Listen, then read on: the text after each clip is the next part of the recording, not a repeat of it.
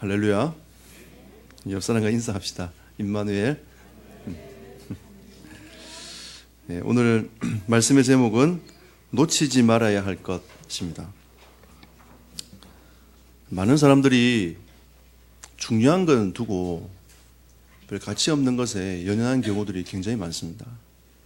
우리 신앙인들은 오늘 하나님께서 우리에게 오늘 이 말씀을 통해서 놓치지 말아야 될 것 세 가지를 꼭 붙잡고 승리하는 성도들이 되시기를 축복합니다. 그러면 가장 중요한 첫 번째가 무엇이냐? 우리는 근본을 놓치지 말아야 됩니다. 하나님이 우리에게 성경을 통해서 뭐라고 말씀하시는지 이 근본을 놓치지 말아야 돼요. 우리는 창세기 3장이라는 이 창세기 3장을 통해서 우리의 근본 문제가 어디서부터 왔는지를 성경은 정확하게 말씀하고 있습니다. 이 창세기 3장 문제는 그냥 우리 인간이 타락했구나, 우리 인간이 하나님 앞에 범죄했구나, 우리 인간이 하나님을 떠났구나, 이런 의미가 아닌 거예요. 우리는 하나님이 우리 인간을 만드실 때는 육신적인 생명과 영적 생명을 함께 우리에게 주셔서 영적 생명을 가진 인간은 하나님과 함께 살아가도록 하나님이 축복하셨어요. 이 창세기 3장 문제는 하나님과 영원히 단절될 수밖에 없는 영적 생명을 잃어버린 상태가 되어버린 겁니다. 이거는 무시무시한 거죠. 하나님과 함께 있어야 될 인간이 하나님과 함께 있을 수 없는 상태가 되어버린 거죠. 결국은 무슨 말이냐면 물고기가 물에 있어야 되는데 물에서 나오는 경우, 이거는 치명적입니다. 죽음 아닙니까, 여러분? 인간은 영적 죽음이 찾아와서 하나님과 함께 할 수 없는 인생으로 단절되어 버린 겁니다. 그리고 그 정도가 아니죠. 우리 인간이 영적 신분 자체가 바뀌어 버렸어요. 요한복음 8장 44절에 보니까 너의 아비 마귀에게서 났으니, 영적 신분이 바뀌어 버렸어요. 하나님의 그 은혜로 살아가고 하나님의 자녀로 살아가야 될 우리 인생이 영적 신분 자체가 바뀌어 버린 겁니다. 그리고 이 창세기 3장 문제는 우리를 영원한 저주로 데리고 가는 겁니다. 영원한 고통 속으로 데리고 가는 게 이 창세기 3장 문제예요. 여러분, 인간은요, 태어나면서부터 고통을 갖고 태어납니다. 인간은 태어나면서부터 영적 문제를 갖고 태어났어요. 인간은 태어나면서부터 완전한 자가 아니라 죄인으로 태어나는 겁니다. 여러분, 여러분의 머리로 절대 성경을 이해할 수 없어요. 하나님은 우리에게 구원의 책으로 성경을 계시하셨기 때문에, 이 계시하셨다는 것은 하나님이 하나님의 것을 우리에게 나타내 보이신 겁니다. 하나님이 우리에게 구원의 길로 성경을 나타내 보이신 책이 성경이기 때문에 우리 이 성경은 성령께서 깨닫게 해주셔야 됩니다. 이 성경을 깨닫는 가장 중요한 시작은 하나님의 자녀가 되는 거죠. 이 영적 신분을 다시 회복하는 겁니다. 근데 이 창세기 3장 문제는 영적 신분을 아예 가로막았단 말이에요. 어떠한 노력으로도 어떠한 힘으로도 할 수 없는 이 문제가 창세기 3장 문제입니다. 이건 영원한 저주로 들어가게 되는 거죠. 여러분, 지옥이 어떤 곳인지 여러분 아십니까? 저도 경험을 못 해봤어요. 근데 우리가 지금 이 세상 살면서 때로는 고통스럽고 힘들 때가 많이 있지 않습니까? 그거는 지옥 고통의 시작입니다. 사람들은 괴로워서 죽음을 택하지만 그게 고통의 시작인 거예요. 이 근본 문제를 여러분이 이 생각을 놓치면 안 됩니다. 우리 인간은 어디서부터 왔으며 어디로 가는지, 하나님께로부터 왔는데 하나님께로부터 온 이 축복과 그 은혜를 인간이 놓쳐버린 거예요. 그리고 창세기 3장을 통해 가지고 우리 인간 자체가 기준이 싹 다 바뀌었어요. 그전에는 하나님의 것을 가지고 그 기준을 가지고 그 안에 살아갔단 말이에요. 근데 타락한 인간은 기준 자체도 다 바뀌어버린 겁니다. 창세기 3장 5절 7절에 보니까 영화는 어두워지고 육신의 눈이 밝았어요. 영안은 어두워졌습니다. 하나님을 알 길이 없는 거예요. 하나님을 알 수가 없는 겁니다. 하나님을 알고 싶어하는 그 마음조차도 없는 거죠. 영안이 어두워졌어요. 육신의 눈이 밝은 겁니다. 아담과 하와가 그 벗은 몸으로 부끄러워했어요.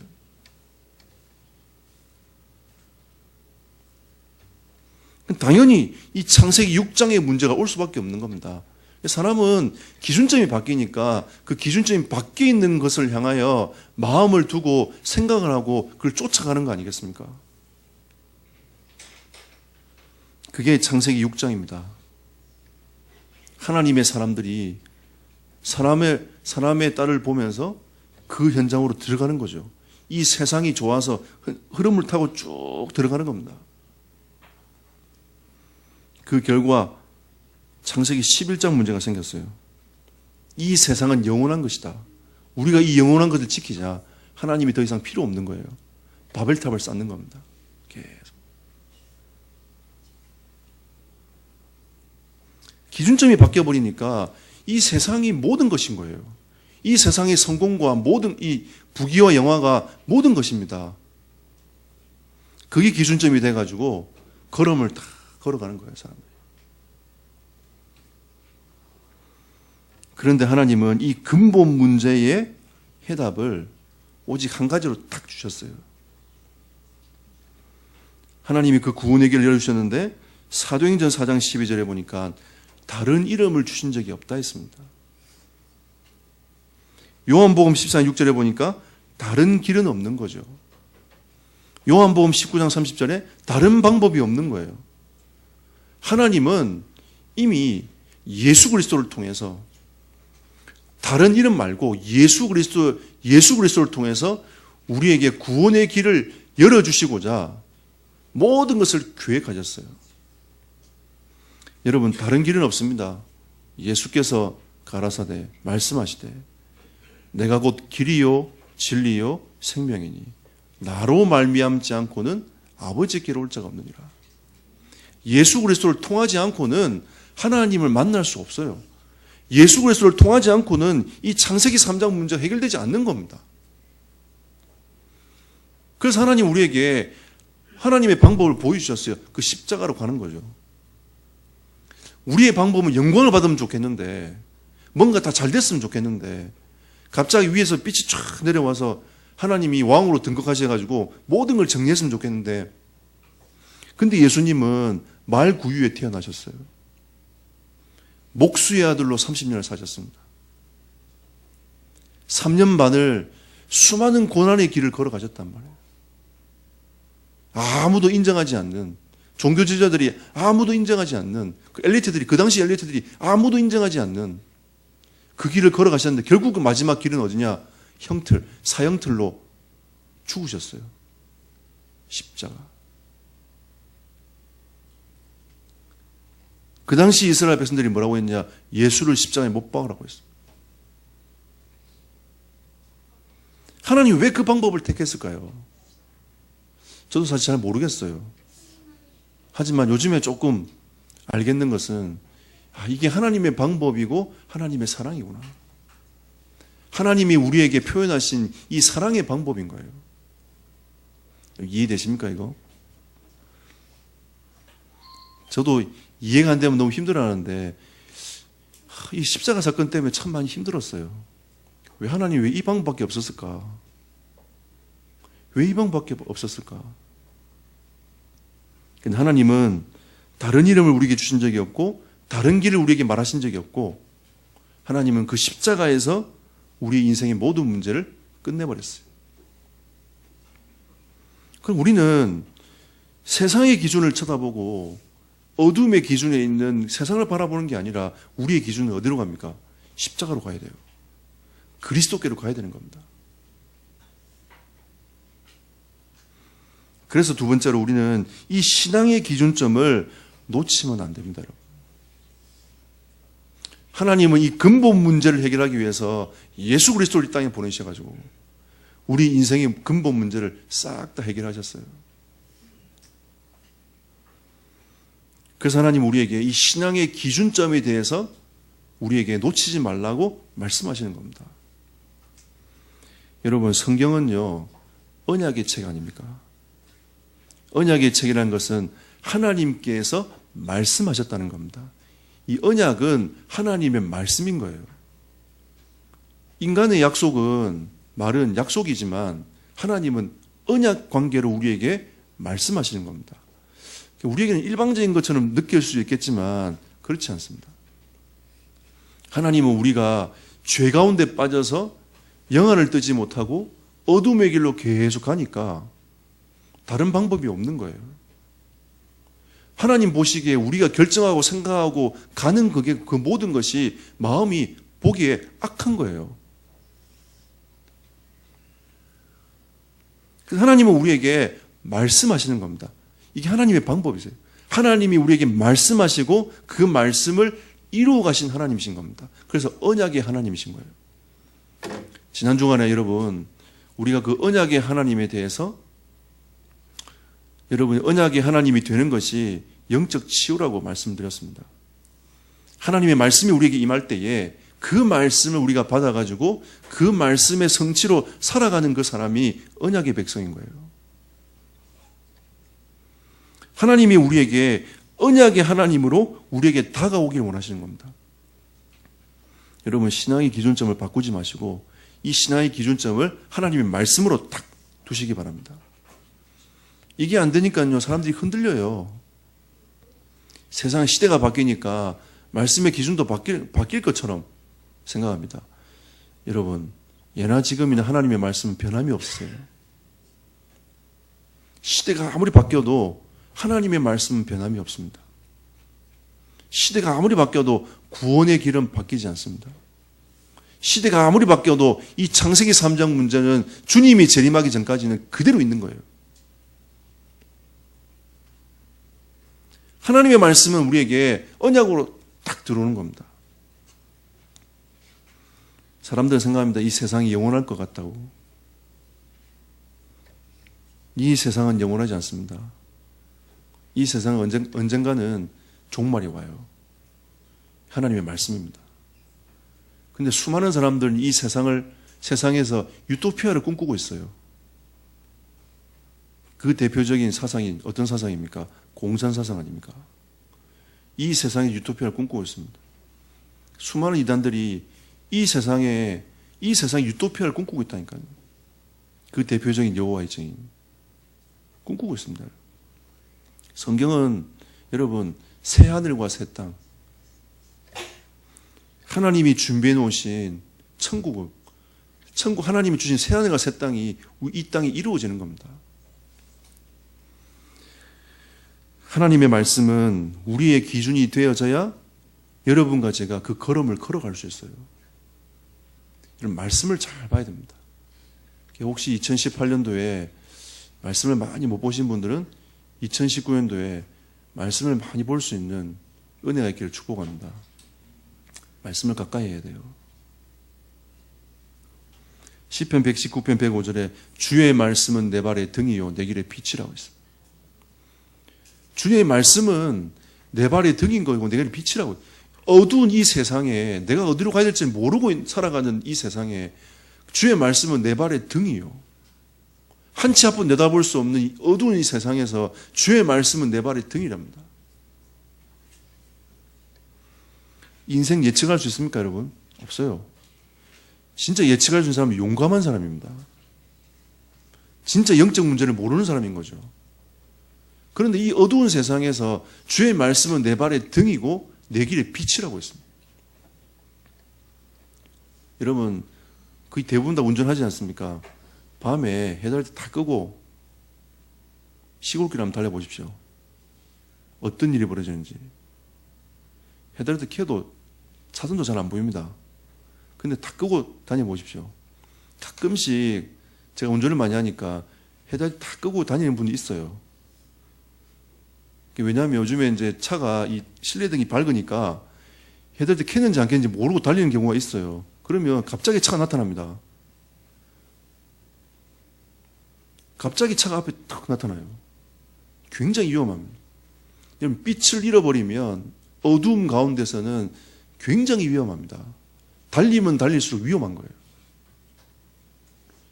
우리가 인생을 살아가면 살아갈수록 위험한 겁니다. 이게. 근데 하나님은 우리에게 이 말씀이, 주의 말씀은 내 발의 등이요 내 길의 빛이니라. 하나님은 여러분의 가야 될 길을 보이실 겁니다. 때로는 여러분 가야 될 길이 쭉 보여야 되는데 안 보이면 여러분 앞에, 여러분 발등 앞에 있는 그 빛을 따라가십시오. 따라가다 보면 하나님이 여러분에게 딱 필요한 현장으로 여러분이 인도해 가실 겁니다.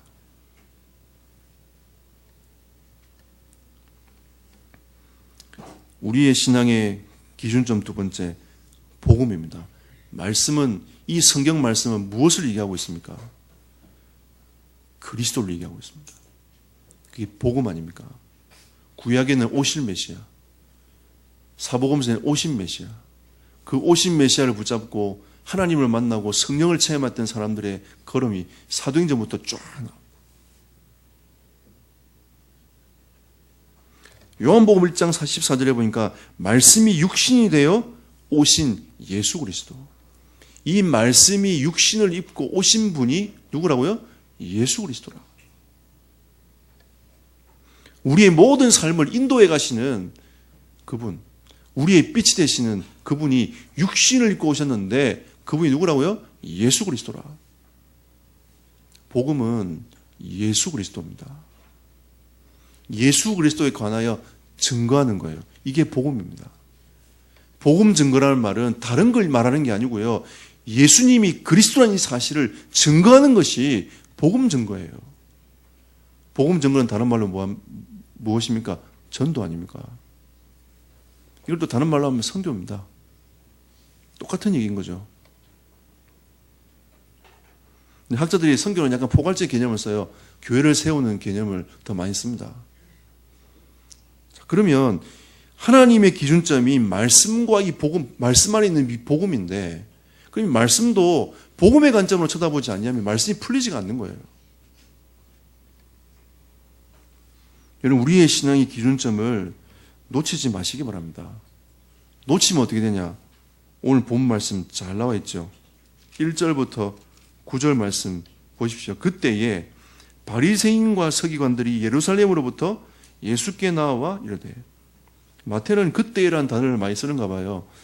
그러니까 어느 시점인지 모르지만 어느 때에, 그때에 바리새인과 서기관들이 예루살렘으로부터 예수께 나와 이르되, 당신의 제자들이 어찌하여 장로들의 전통을 범하나이까? 그러니까 와가지고, 예루살렘 파견된 사람들이 와가지고 예수님의 제자들이 하는 모습을 가만히 보면서 예수님께 따지는 거예요, 이제. 왜 당신의 제자들은 이 장로들이 내려오는 이 전통을 범하고 있습니까? 라고 얘기를 하는 거죠. 떡 먹을 때에 손을 씻지 아니하나이다. 먹을 때 손을 씻어야 되는데.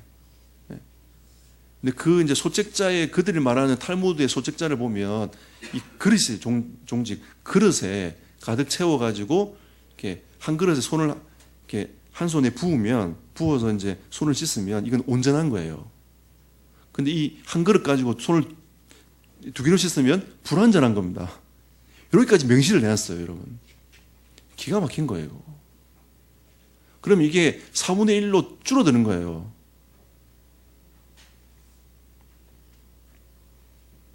그렇게 명시를 해놓고 그걸 지키도록 명시를 딱 해놓은 겁니다. 이렇게 꼭 해야 돼. 근데 그렇게 해야 되라고 말을 하니까 사람들이 지키기는 편한 거예요. 아, 이것만 지키면 되는구나. 이것만 지키면 되는구나라고 사람들이 거기에 딱 묶여버린단 말이에요. 자, 3절에 대답하여 이르되 너희는 어찌하여 너희의 전통으로 하나님의 계명을 범하느냐. 예수님이 이제 반문하십니다. 너희 이렇게 계명을 정해놨지. 너희 왜 너희의 계명으로 하나님의 법을 어기느냐? 라고 얘기하는 겁니다. 하나님이 이르셨을 때 내 부모를 공경하라 하시고 또 아버지나 어머니를 비방하는 자는 반드시 죽임을 당하리라 하셨거늘 너희는 이르되 누구든지 아버지에게나 어머니에게 말하기를 내가 드려 유익하게 할 것이 하나님께 드림이 되었다고 하기만 하면 그 부모를 공경할 것이 없다 하여 너희의 전통으로 하나님의 말씀을 폐하는도다. 한마디로 말하면 내가 하나님께 드렸으면 부모에게 드리지 않아도 된다라는 겁니다. 이 논리인 거예요. 예수님 그걸 지적하시는 겁니다. 하나님의 계명이 돼 있지 않냐.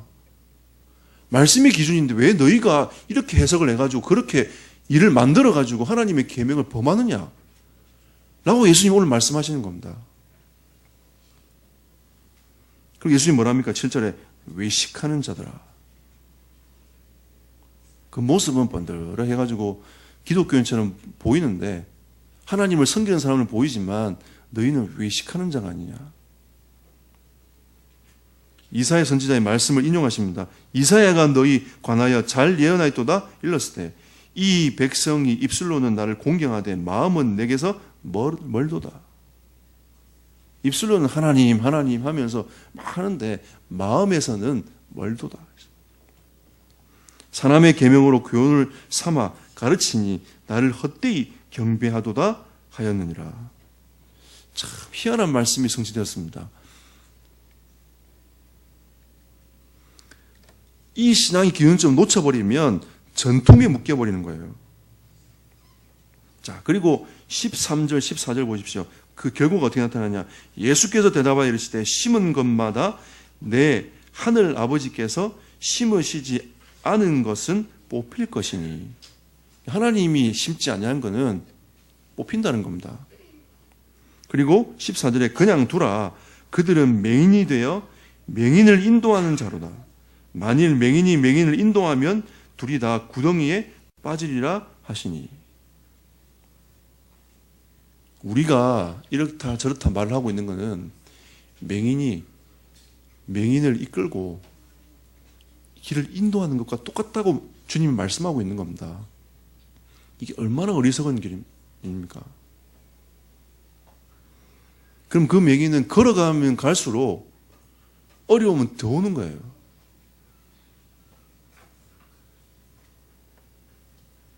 우리가 하나님의 말씀과 이 복음을 놓쳐버리면 우리가 신앙생활 하는 만큼 어떻게 보면 맹인이 맹인을 끌고 가는 것밖에 안 되는 겁니다.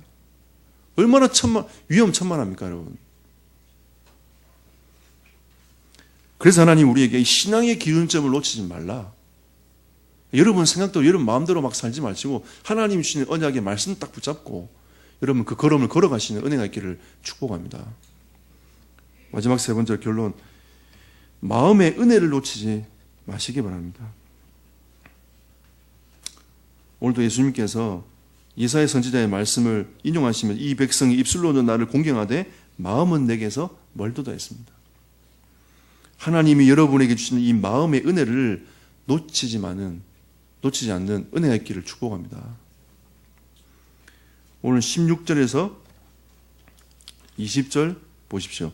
예수께서 이르시되 너희도 아직까지 깨달음이 없느냐. 예수님 앞에 쭉 말씀하셨단 말이에요. 근데 쟤도 아직 못 깨닫는 것 같아요. 입으로 들어가는 모든 것은 배로 들어가서 뒤로 내버려지는 줄 알지 못하느냐. 입에서 나오는 것들은 마음에서 나오나니 이것이야말로 사람을 더럽게 하느니라. 마음을 얘기합니다.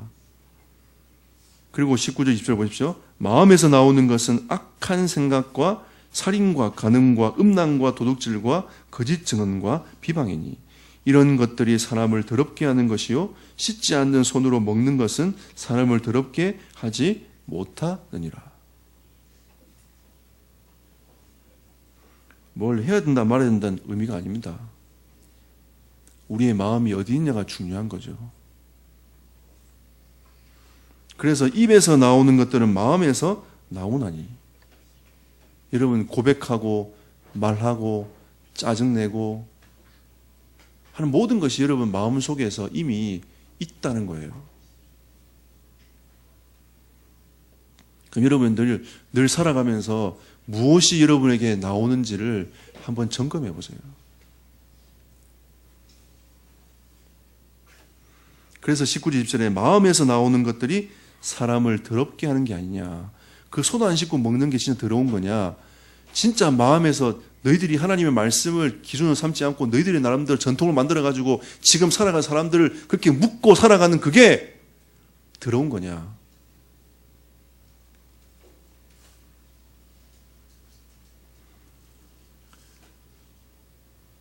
이들은 하나님을 잘 섬긴다고 섬겼을 겁니다. 자기 나름대로 이렇게 해야 하나님을 섬긴다고 나름대로 기준점을 만들어 놨으니까. 그리고 그 기준점을 가지고 지금까지 잘 하나님을 섬겨왔어요. 거기서 벗어나지 않기 위해서. 근데 거기서 조금만 벗어나는 사람들은 가감하게 처단을 했습니다.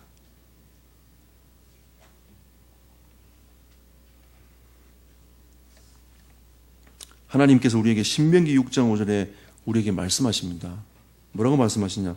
너희는 마음을 다하고 뜻을 다하고 힘을 다하여 하나님 여호와를 뭐하라고요?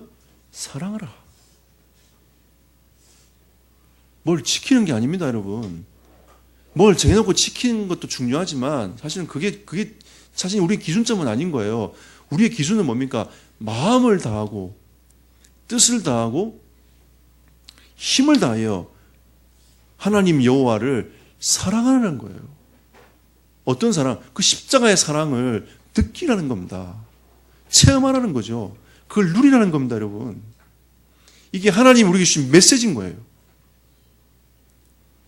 사람들이 구약은 뭐 죽이고 한다고 힘들다고 막 그러는데 아닙니다. 그 속에 하나님의 공의와 사랑이 그 속에 들어가 있어요.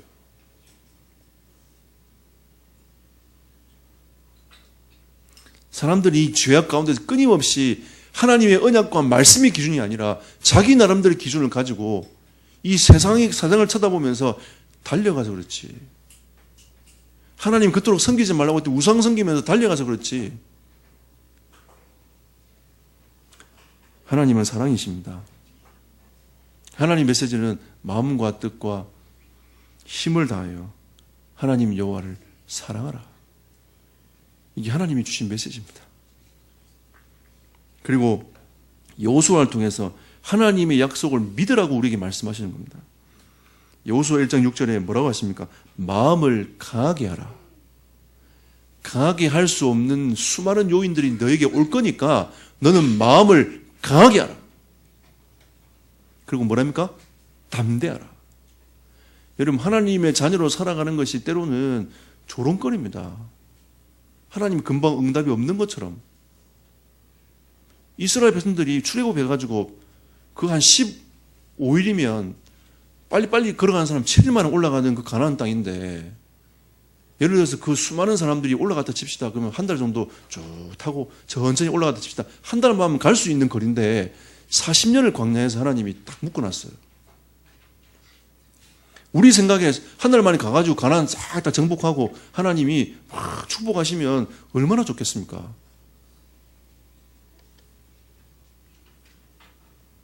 근데 하나님은 그게 아니었어요. 광야로 내몰은 겁니다. 그때 수많은 이 민족들이 뭐라고 하냐, 이제 죽었다. 이스라엘 백성들 죽었다. 출애굽에 나왔지만 자기 신들이 자기를 버렸다. 근데 하나님은 그 광야에 40년을 먹고 살도록 하나님이 인도하셨어요. 기가 막힌 거 아닙니까, 여러분? 광야에 아무것도 없잖아요. 광야에 뭐가 있습니까? 아무것도 없어요. 돌, 뜨거운 바람, 태양열, 그 다음에 밤에는 추위, 싸워야 됩니다. 그게 광야 아닙니까? 물도 없어요. 근데 하나님이 구름 기둥과 불 기둥으로 이스라엘 백성들을 딱 지키셨습니다. 지금도 하나님은 여러분과 저희 인생을 구름 기둥과 불 기둥으로 지켜 가시는 겁니다. 하나님이 우리에게 만나를 매일매일마다 주셔가지고 우리 인생이 하나님의 은혜로 살아가도록 하나님이 만들어 가시는 겁니다. 우리의 영혼이 가랄 때 하나님이 반석에서 물이 나게 하셔가지고 그 가람을 하나님이 해결할 수 있도록 만들어 가신 하나님이십니다. 하나님의 때가 왔을 때에 하나님이 약속하신 그 땅을 정복하도록 하나님이 만들어 가시는 거죠. 이 정복할 시간표에 여호수아에게 너는 마음을 강하게 하고 담대해라. 7절에 마음을 강하게 하라. 하지만 너희가 좌로나 우로나 치우칠 수 있는 여러 가지 여건들이 많을 건데 좌로나 우로나 치우치지 말라. 하나님의 언약, 약속하신 그 언약 딱 붙잡고 걸음을 걸어가. 이게 하나님께서 여호수아에게 주신 메시지입니다. 약속을 믿고 굳게 붙잡으라. 여러분, 하나님의 약속을 붙잡고 신뢰하면서 당장 여러분이 눈앞에 응답이 없는 것처럼 보여도 그게 응답의 길임을 확신하시고 걸어가시기를 축복합니다. 마지막으로 마음을 하나님께로. 역대상 28장 9절에 다윗이 솔로몬에게 전달하는 메시지입니다. 아버지들, 자녀들에게 이 메시지가 전달되는 은혜가 있기를 축복합니다. 솔로몬에게 얘기합니다. 솔로몬아, 하나님을 알고 온전한 마음과 기쁜 뜻으로 섬겨라. 너는 하나님을 알아야 돼. 그리고 온전한 마음과 기쁜 뜻으로 하나님을 섬겨야 되는 거야. 다윗이 자녀 솔로몬에게 전달한 메시지입니다. 근데 잘 들어봐. 여호와는 네 마음을 감찰하신다. 네가 평상시에 어떤 걸 품고 있느냐, 하나님은 그걸 알고 계셔. 걱정할 필요 없어. 네 마음에 하나님의 은혜를 심으면 하나님이 너희 인생을 인도해 가실 거야. 이런 말들이 딱 이렇게 함축되어 있는 겁니다. 우리가 우리 자녀들에게 무엇을 심어야 되겠습니까? 마음으로 하나님을 섬기는 법을 배워줘야 돼요. 가자, 교회 가자, 앉아라, 이게 아니라 마음으로 하나님을 섬기는 법을 배워줘야 돼요. 여러분 인생이 내가 교회 가야지 이런 게 아니라 마음으로 하나님께 예배하는 법을 여러분들이 배워야 돼요.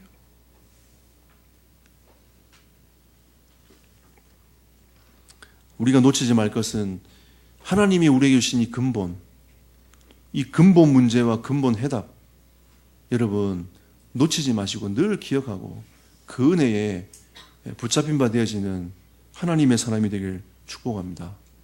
우리의 신앙의 기준점, 말씀, 언약과 복음, 하나님의 언약과 이 말씀이 우리에게 계속 응답으로 들어오도록. 여러분, 우리 인생이 참 바쁘지만 말씀을 좀 가지고 묵상할 수 있는 조용한 시간을 한번 가져보십시오. 여러분들이 제가 매주마다 메시지를 정리를 간단하게 해가지고 기도 제목 해가지고 2가지를 올리지 않습니까? 여러분 나름대로 말씀을 딱 정리를 해보세요. 제가 해준 건 참고하라고 제가 올린 거고요. 여러분이 참고하라고 올린 거고, 여러분 나름대로 그 속에서 말씀을 쭉 정리해가지고 하나님이 나에게 뭐라고 말씀하시는지 그게 귀를 한번 딱 기울여 보십시오. 그게 딱 보이면 그걸 기도 제목으로 적는 겁니다. 쭉 이렇게 적어가지고 그거를 한 주간 동안 계속 되씹으면서 되뇌이면서 여러분이 기도하는 거예요. 그걸 보고 묵상이랍니다. 다윗은 그걸 너무너무 잘했어요. 묵상. 그리고 여러분 마음을 한번 점검해 봅시다. 하나님, 내가 과연 하나님을 향하여 올 때에 내가 주일 예배, 요즘 특별 새벽기도 하지만 특별 새벽기도, 이거는 우리 딸이 아마 좀 하나님 앞에 마음을 한번 점검해 봐야 될 문제인데, 어쨌든 하나님이 우리에게 주시는 그 은혜를 우리의 마음속에 담아야 될 건가, 아니면 다른 걸로 인하여 가고 있는가, 한번 점검해 봅시다. 그래서 마음을 하나님께로 두고 가서 우리의 자녀들에게 마음으로 하나님을 섬기는 법을 가르쳐주는 우리 영적인 부모들이 되시기를 예수 이름으로 축복합니다. 기도합시다. 하나님, 이번 한 주간 동안 놓치지 말 것 이 3가지가 나에게 응답이 되게 하시고 하나님 축복으로 바뀌는 은혜가 임하도록 인도해달라고 합심으로 기도하겠습니다. 살아계신 하나님, 은혜를 감사드립니다. 이번 주 하나님 주신 말씀을 굳게 붙잡고 우리가 정말 놓치지 말아야 될 하나님의 것을 바라보며 한 이 말씀을 가지고 우리 인생을 점검해 나가는 하나님의 사람이 되기를 소원합니다. 하나님, 우리 인생의 근본 문제를 그리스도로 말미암아 하나님 모든 것을 해결하시고 하나님 모든 것을 치유하신 주님, 이제는 우리의 영적인 기준점이 하나님의 말씀과 복음 안에서 우리가 그 축복과 은혜를 가지고 살아가는 하나님의 사람이 되기를 소원합니다. 이제는 우리가 이제 하나님을 우리의 삶으로 섬기는 것이 아니라 우리의 마음으로 하나님을 바라보며 섬기는 법을 배워갈 수 있도록 주의 은혜를 부어주시며 인도하여 주옵소서. 하나님의 뜻과 계획을 이루어가는 시간 되도록 주님 인도하시며 역사하여 주옵소서. 이번 주에 이 말씀을 정리하며 하나님의 음성을 들을 수 있는 한 주간 되도록 인도하여 주옵소서. 하나님 은혜 감사드립니다. 이번 주간 이 말씀이 우리 모든 성도들에게 성취될 말씀이 되게 하시고 우리가 하나님을 바라보고 하나님을 알아가는데 우리의 마음이 하나님을 향하여 갈 수 있도록 은혜 위에 은혜를 다하여 주옵소서. 감사드리며 우리 주 예수 그리스도 이름으로 기도드렸습니다. 아멘.